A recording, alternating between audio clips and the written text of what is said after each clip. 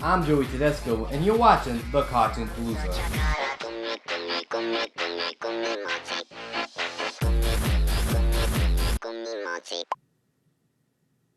In case you missed it, and you've seen the last video, the worst of 2016, you know what I'm going to be talking about today. But before I begin, give me some credit here. Let's talk about something of value, something that's somewhat similar. Let's talk about a little short from the 1960s called The Bear That Wasn't. In the 60s, Chuck Jones directed a short where he was a part of MGM. It was based on a fellow Termite Terrence animator's children's book. In the short, a bear wakes up from hibernation in a factory where people confuse him for a worker. The short works as an allegory on the assumptions we make about people based on their appearance in class. If the bear woke up in a forest, this wouldn't be the case. However, being in a factory puts him in a system he has difficulty getting out of. While it may have been marketed as children's material, a lot of critics praised the book and the short for being more adult than it appears. It had themes on classism, race, and stereotypes. In fact, if this were made today by the team behind Zootopia, I could see this doing well. Or you could strip away all that commentary and replace it with an overcomplicated plot, a racist Rob Schneider, take away the valuable animation from Chuck Jones, and you're left with this. The worst animated movie of 2016.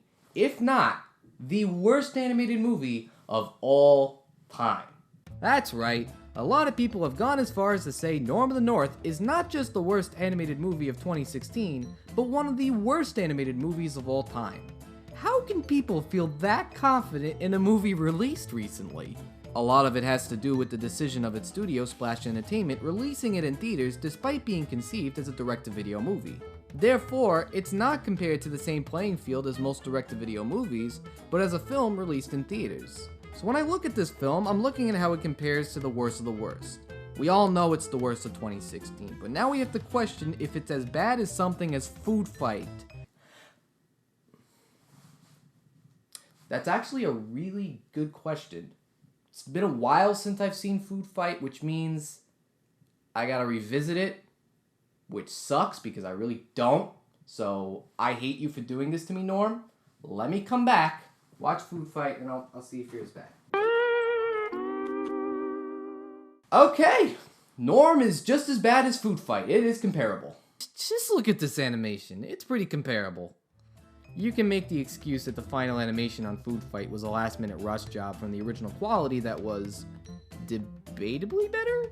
With Norm of the North, there's no excuse. This is what they always intended the characters to look and feel. Oh yeah, no need to animate that background to give the characters the illusion, that they're walking towards something? Just add an After Effects smoke screen, no one will know the difference. Even the expressions are off, like this scene where Norm's brother wants to set up a show. What is up with this face? Does this expression match how he's supposed to feel? It's basic facial recognition. If you can't say it right, at least look like you know what you're saying. I forgot to mention that this scene is associated to one of the many plot threads in the film. Norm has a special gift to talk to humans, where the other bears tell him it's wrong. Animals are supposed to act like animals and vice versa. Oh, that's fine. I'll accept it as an established rule in the movie, except for one thing. Why do you see characters a scene later dressing up in clothes, shooting people out of cannons, and doing dance numbers? So outside of ignoring the one rule they established, the one human tendency Norm likes to indulge in is his dancing. And not in the same way a movie like Happy Feet or Triplets of Bellevue would turn this into a charming character trait. Just play the clip.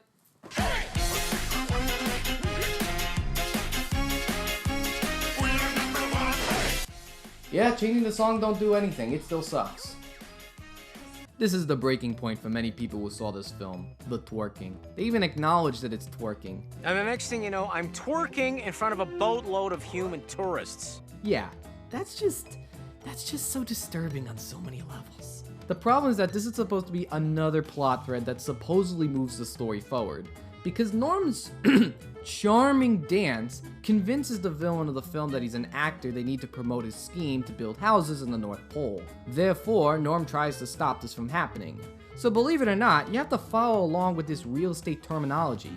Until we can see public support, we will not approve this. The floor plans for your condo in the Bahamas are already on the way. Because that graph shows you're currently at a 3% approval rating. Because we all want to know so much about breaking into the housing market in the movie starring a twerking bear. And yeah, you heard that right. The villain's idea of making money involves moving people to a sub-zero barren wasteland.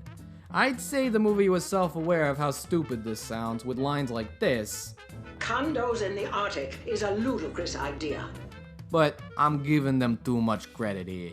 So let's actually talk about the film's plot. Norm is a bear who's expected to be the king of his homeland, but he struggles because he's not a good hunter because he can talk, walk on two legs, act human, and do sexual gestures.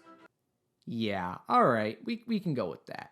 But then he sees humans are building condos on his homeland, which causes him to travel to their turf because they're looking for a bear actor, which he disguises himself so that he can destroy the company from within. Alright. But then the evil villain just so happens to capture his grandfather, who also knows how to talk and act human. What? And then Norm has to work with the villain's assistant who wants to get her daughter into a charter school her boss was a part of. And when did a movie about a twerking bear need to be this overcomplicated? The bear wants to stop housing on his homeland. That's it. What happened? Did they create this plot in post? In one of my movies, I wrote the plot in post. Well, that explains it. Even if you have a plot this intricate, the least you could do is create a flow so that each one connects to one another. So many things are happening for little to no reason. You're left with more questions than answers. Why does Norm go to New York as an actor hired for helping build houses when he's supposed to stop them? Why does filming a commercial with a dancing bear help sell houses to begin with? Just have an animated bear or an animated character like most commercials do today. In fact, the reason they want a live-action actor is because the assistant filmed herself running away from Norm, looking like he was gonna attack her. How the heck does that sell houses? Come here, you're gonna get killed by bears. Perfect place to have a summer home. Why does the evil villain want to kill Norm's grandfather? The grandfather didn't really establish himself as stopping a scheme or anything. Why do you got me asking all these questions? I haven't even gotten to the voice actors and I think I'm going over my time limit here. So Rob Schneider voices the main character. And if you thought Schneider's sitcom characters and tweets weren't debatably racist, we witness a race joke and a gay joke from Norm himself. These come totally out of character, which is expected because he didn't have that much character to begin with. He says this. Humans think all animals look the same. Wait, you need to see the scene with context? Alright, let me give you some context. Please come back. I need your help with the shop, please. It's a seal, you generalist. Humans think all animals look the same. Did it help? No? Well, too bad. I especially love how the lemmings' faces look as dumbfounded as I was when I watched this scene. Almost as if the animators in post wanted to tell the audience that they were as offended as we were. But it gets better, because now at the end of the film, when Norm had to dance for a crowd of New Yorkers, he has to wear a suit. This is his response to wearing the suit. Norm, can you please come out? I think I just did. You know, Rob, you're a great person, but Dr. King didn't give in to joking about race and sexuality in kids' movies. That's how he accomplished and won civil rights. Now, Representative Lewis, that guy went too far. We'll be back with Rob Schneider in Bigotry or Not. Outside of Schneider, Ken Jeong, and Heather Graham, a lot of B-list celebrities are underutilized. In fact, I'm gonna go as far as to say that a lot of their dialogue is so inconsistent to the point that they could have hired the actors for such a limited time and not figuring out how many lines they needed to read. So you're left with characters just standing around in the background not doing anything. For example, I thought the Bill Nighy character showed up and left, but he was actually still there, flying around not doing anything. Come on, Bill, you're better than this. You've been in Pirates of the Caribbean. Yeah. So there you have it. That's why this movie is just as bad as Food Fight. And potentially worse. Even though its animation quality is somewhat of an improvement given the technological advancements compared to when Food Fight was made, it still lacks with an inconsistent story and characters you'd care less on following. You can even argue that Food Fight had a basic premise that would have worked better in better conditions. Norm of the North just doesn't have a good story or premise. It's not interesting. What, Save the Arctic? That's a good story to go off of? How many times have we seen that done? I swear to God, this movie's plot is so inconsistent, you'd think it would end sooner. But no, the movie continues to linger on, like a guy lost his legs at war and he needs to go to the medic and he's just sort of like crawling along. Alright, let's wrap it up. No, we gotta see his family. What, polar bears give birth in a couple of minutes? And he has a girlfriend all of a sudden? Whatever, just end this thing. There you go. Let's give this movie the rating it deserves. Oh! God. Just give it a freaking... I'm done with it. Forget it. I'm done. Forget it.